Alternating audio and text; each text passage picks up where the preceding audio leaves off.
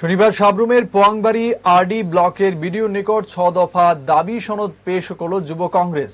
প্রধান দাবিগুলির মধ্যে ছিল শূন্য পদে অবিলম্বে নিয়োগ, চাকুরিতে দুর্নীতির তদন্ত এবং নেশা কারবারিদের বিরুদ্ধে কঠোর ব্যবস্থা গ্রহণ।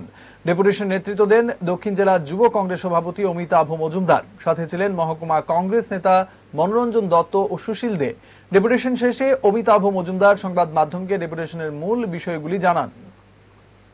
স্মারকলিপি প্রদান করছি এই রাজ্যের বেকারদের স্বার্থে, এই রাজ্যের সমাজে সুশৃঙ্খলা গড়ে তুলতে। আমরা প্রতিটি ব্লকে আমরা এখন দক্ষিণ ত্রিপুরা জেলার পোয়াংবাড়ি ব্লকে সাবরুম বিধানসভার অন্তর্গত পোয়াংবাড়ি ব্লকে আজ এই সাবরুম ব্লক যুব কংগ্রেসের উদ্যোগে যে পোয়াংবাড়ি ব্লক অফিসে বিডিও সাহেবের কাছে আমরা স্মারকলিপি প্রদান করেছি। আমাদের মূলত 6টি উদ্দেশ্য।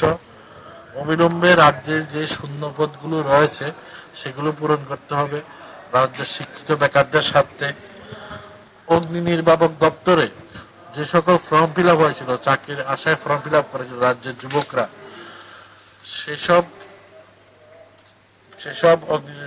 ফর্ম ফিল আপ হওয়ার পর সরকারের কোনো হেলদোল নেই চাকরির জন্য, সেই ফর্ম ফিল আপগুলি ক্যান্সেল করে দেওয়া হয়েছে, চাকরির প্রক্রিয়াটি ক্যান্সেল করে দেওয়া